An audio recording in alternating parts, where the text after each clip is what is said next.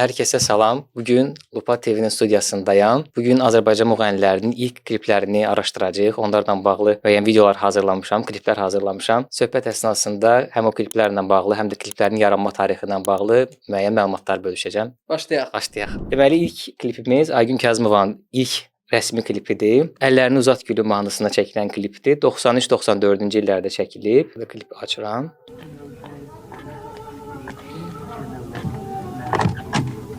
Burada Aygün Kazımovanın 22-23 yaşı var, çox gəncdir. Azərbaycan Dövlət Televiziyasında çəkilib klip.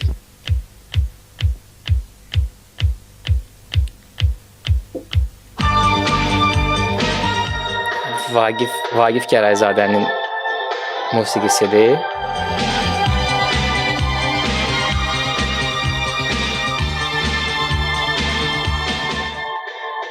Klip şair və publisist Telli Pənahqızının dəstəyi ilə çəkilib. Rejissoru Gülya Abdullayevadır. Belə bir rock-pop havası var.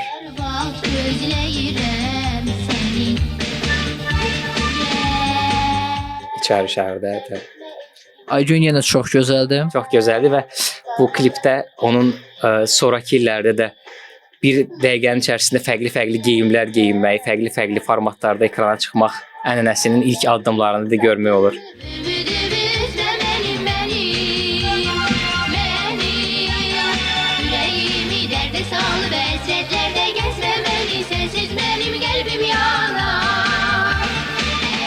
Klipin sonlarında belə maraqlı bir o vaxtın texnologiyasına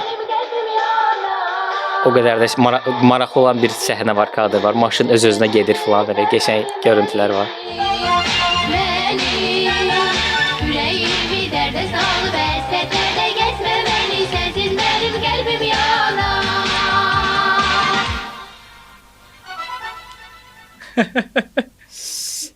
İndi bu hissələr çox maraqlıdır.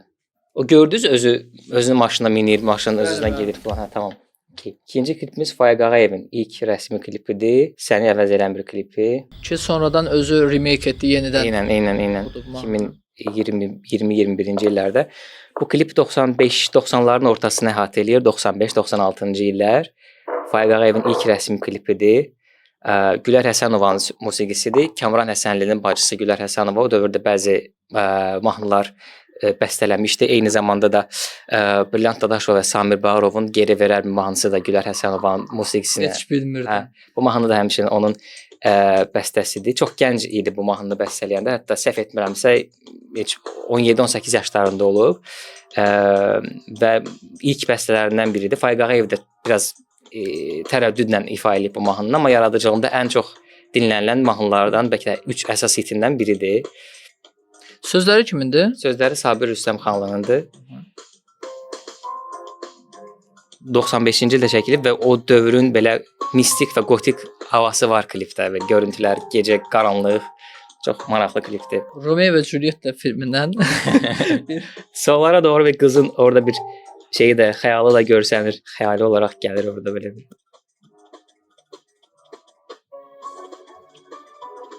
Yeri gəlmişkən Gülər Həsənova o dövrdə Qış Nağılı filmləri çəkilirdi. Yeni il ərəfələrdə 2001-dən 2002-ci ilə keçən və 2002-dən 2003-cü ilə keçən yeni ildə həm də o filmlərin rejissoru idi Kamran Həsənli ilə birlikdə. Belə maraqlı. O filmlərdə çox Ədalət Şükürov, Röya, Aygün, Zülfiyə dövrün bütün Eynən. Flora Kərimova, Rühəngiz Allahverdiyeva, İradə İbrahimova, Röya. Belə. Remake demişkən, Faiqin sonradan məsələn Bileydin Kaş mahnısı da bir remake olub. Əvvəlki versiya daha Azərbaycan televiziyası klipi, kadrlı klip, sonradan bir də animasiya klipi. Eynən. Mən o ikinci dövrə təsadüf eləyənlərdənəm. Heç birinci versiyanın olduğunu illər sonra kəşf etmişdim, amma ikinci versiyanın o əfsanəvi o fit səsi ilə başlamağı falan daha çox sevilir ikinci versiya. O daha yaxşı idi və orada Faiqin maşının nə deyirlər, qeydiyyat maşın nişanı mı? Orada əjdaha yazılıb. İllər sonra deyir ki, Nadir əjdahadır, amma işte əjdaha mən olmuşam. Eynən. Maqazin tərəfi də var idi biraz o layihənin. Davam edirik 3-cü kliplə. 3-cü klip Zülfiyə Xanbabayevanın Demirəm klipidir.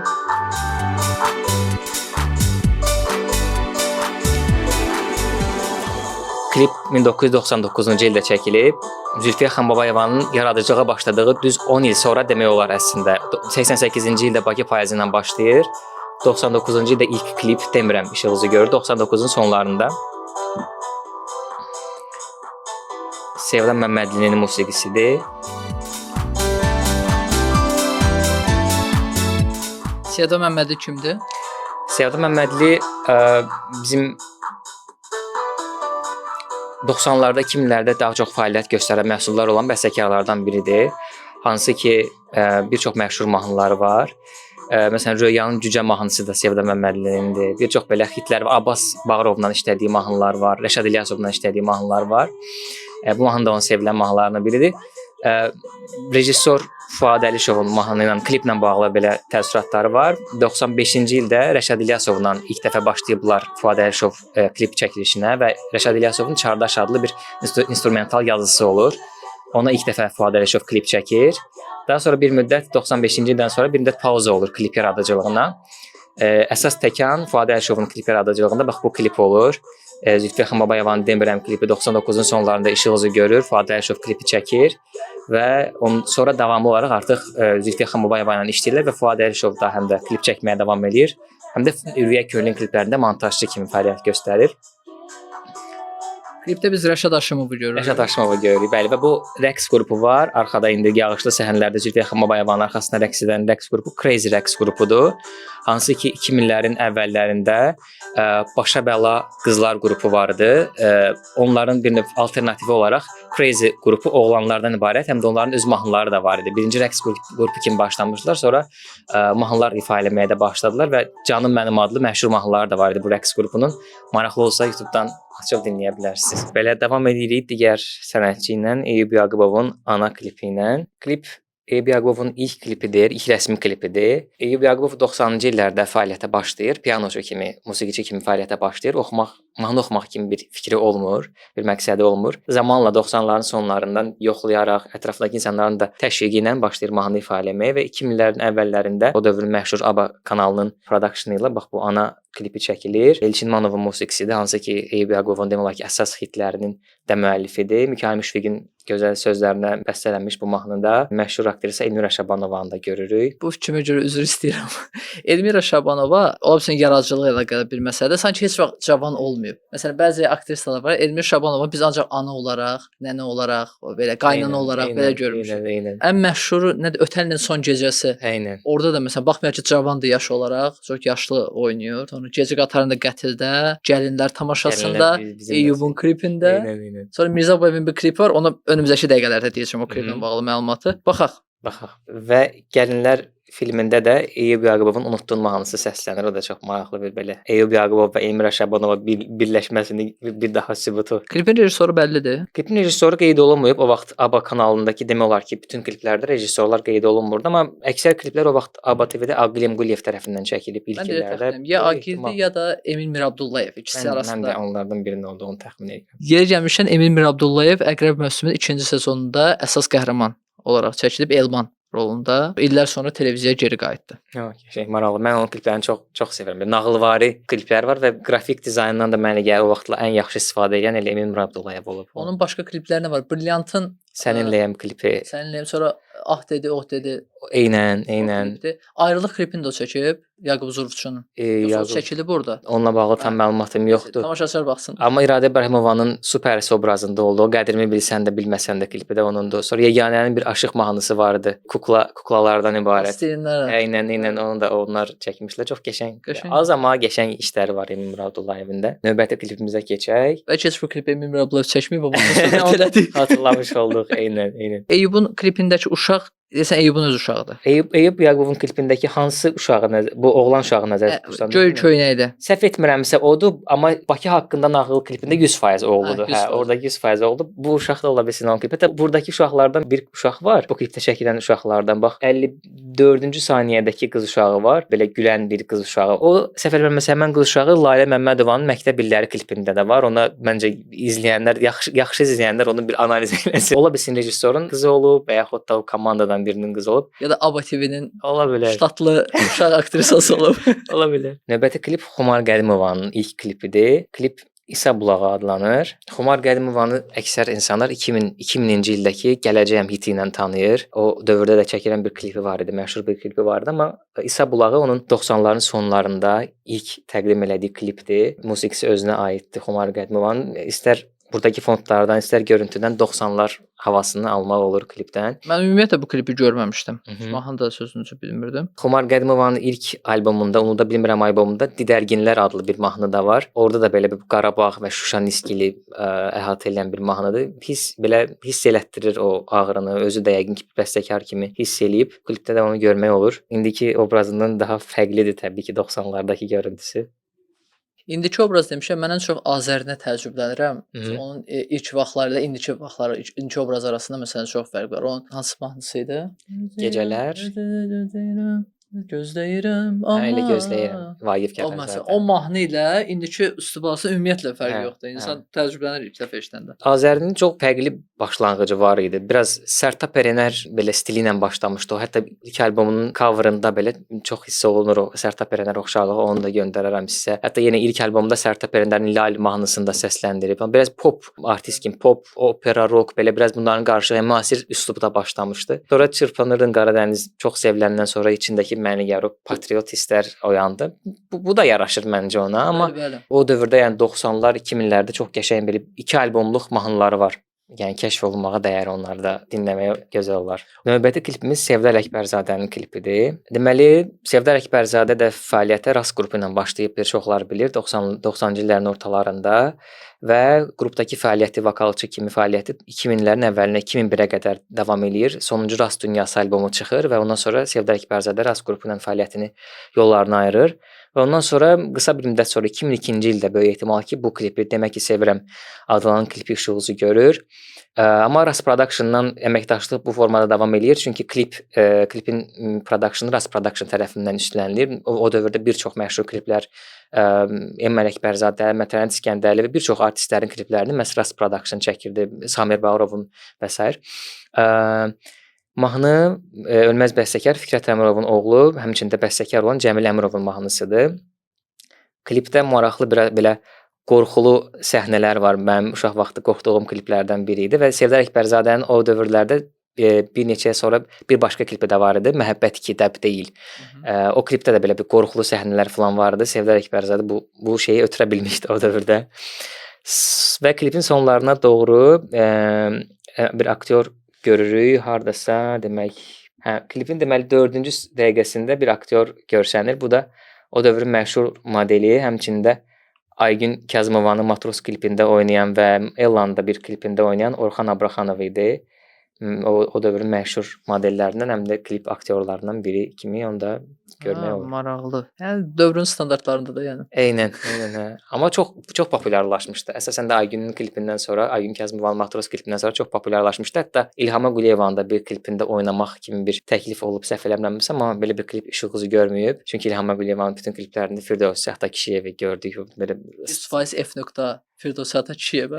Davamlı olaraq onun kliplərində Firdevs Şaxtakişiyevi görmək olur. Növbəti klipimizə keçək. İradə İbrahimovanın klipidir. Onun yaradıcılığındakı ilk klip Qəm Qalası klipidir. İradə İbrahimov da 90-cı illərdə 7-17 müsabiqəsi ilə başlayıb. İlk mahnısı da Eldar Mansurovun bəstəsi olan Sən və Mən mahnısıdır, amma bunu demək olar heç kim bilmir. Yəni mahnı səs gətirməmişdi o dövrdə. 2000'lərin əvvəllərində Xanım İsmail qızı ilə işləməyə başlayır və ilk mahnıları da Qəm Qalası olur. İlk albomu da elə Qəm Qalası adı ilə işıq üzü görür İradə İbrahimovanın. Amma İradənin bundan əvvəl bir dənə də dueti var. Şeylə, Vüqar O Bəxtiyarla. 7-17 dönəmindədir. Hə, o 7-17 dönəmindədir. Bizi bir yerde görende min bir söhbət qururlar. Bizi bir yerde görende min bir söhbət qururlar. Alemin gözü bizdəyək, aramızı vururlar, aramızı vururlar. Klip standartlarında olmadığına görə biraz belə bir video çarx standartlarında olduğu üçün bu rəsmi olaraq ilk klip olaraq bunu qeyd eləmək olar. Və bu işdən sonra da Xanım İsmail qızı ilə onların davamlı Sevməni belə çıxdı, Sən də mi ölmək istədin çıxdı. Uğurlu bir iş birliyi görsəndi. Deməli Röyanın ilk klipi 2002-ci ilə təsadüf eləyir. Yalan Sözlər klipi. 2000-ci ildə W Trio qrupu ilə fəaliyyətə başlayır Vaqif Kərazadənin başçılığı ilə və 2 il qrupdakı fəaliyyətini davam elətdirəndən sonra 2002-ci ilin sonlarında artıq fəaliyyətini dayandırır. Qrupla fəaliyyətini dayandırır və solo fəaliyyətə başlayır. Elə 2002-nin sonlarındakı ilk addımları kimi də Qış nağılındakı filmi göstərmək olar. Orada həm aktyor kimi, aktrisa kimi çıxış eləyir, həm də konsert proqramında da yenə o dövrdə ilk mahnılarından biri olan Tünzəli Ağayevanın bəstələdiyi Mələk deyil mahnısını ifa eləyir. Yenə o dövrə aid olan bu mahnısı Yalan sözlər mahnısı da Aytən İsmixanovanın bəstəsidir. Klipin belə ilk dəqiqələrində hətta Aytən İsmixanovanı da görmək olar. Klipin 13-ün 14, 15, 16-cı saniyələrində orada sol yuxarı çərçivədə pianonun qarşısında Aytən İsmixanovanın evlərindədirlər. Orada Röya ilə birlikdə bu mahnını nəşr edirlər və onu qeydə alıblar, lentə alıblar. Bir də bu kliplə bağlı maraqlı bir fakt və mənim gördüyüm şey odur ki, Röyanın burada çox obrazında belə bir oxşarlıq görmək olur. Məsələn, 48-ci saniyədəki o geyimi, obrazı, boğazına taxdığı o aksesuar Whitney Houston'un bir klipi var. It's not okay but it's right. Səhv eləmirəmsə, o klipdəki obrazını demək olar ki, eynisidir. Boğazı olsun, saçı olsun, o dəri paltarı olsun. Var bənzərliyi. İlhamlanma məncə burada özünü göstərir, amma yaxşı ilhamlanmadır məncə. Çünki Röya da Azərbaycanın slow kraliçası ola bildi, yəni xeyli hisslərlə. Burada amma çox kövrək addımlardır, ilk addımlardır. Röya ilə bağlı bildirmək istədiyin nəsə fikir var, yoxsa davam eləyək? Röya haqqında yox, Aytən İsmixanova haqqında. Aytən İsmixanova səhv eləmirəmsə Məhəllənin də musiqilərini yazıb. Məhəllə filminin musiqilərini o yazıb. Eynən. Dərmanın Ya Qarabağ ya Ölüm mahnısında həm aranjmanında, həm musiqisində də onun qatqıları var. Mən Aytən İsmixanovaya görünməyən qəhrəman kimi baxıram. Əslində çox bilinən deyil adı, amma çox önəmli işlərdə. Məsələn, Röya kimi bir artistin ilk mahnısı, Məhəllə filminin musiqisi ki, hansı ki artıq Bakının soundtrackinə çevrilib. Ya Qarabağ ya Ölüm Dərmanın elə çox önəmli bir mahnısında, tarixi bir mahnısında onun qatqısının olması önəmlidir. Aytən İsmixanova Vaqif Gərazadənin Aypara qrupunda səhv eləmirəmsə onlarla uzun illər birlikdə çalışıblar. Vaqif Gərazadənin ilk albomunda da, Aypara albomunda da onun şəkli də Aytən İsmixanova çox gənc belə dövrünün bir şəkli də var. Yəqin ki, onun təsiridir ki, belə gözəl işlər ortaya çıxara biliblər. Səhv eləmirəmsə Məhəllə filmindəki mahnının sözlərini Müşfiq Abbasov yazıb. Eynən. Sonra Ya Qarabağ ya Ölümün də sözləri Ozan Arifə aiddir. Türk şair Ozan Arifə aiddir. Növbəti klip Mananadan gəlir. Məşhur bir verilişi var, onunla məşhurlaşmışdı. Burada hələ ki tanınmırdı. Bu dövrlərdəki obrazında Aygün Kəzmovadan çox ilhamlanmışdı. Bu şıltaq qız obrazı. Repressiya dövrünü canlandıran bir klip çəkib. Natavan Həbbinin çox sevilən mahnılarından, əsas lirikalarından biridir. 2005-ci ildə çəkilib bu klip. Burada mahnının adından yola çıxaraq sevmişəm, sevirəm, sevəcəm səni. Yəni keçmiş, indiki və gələcək zaman səhnələrə canlandırılır.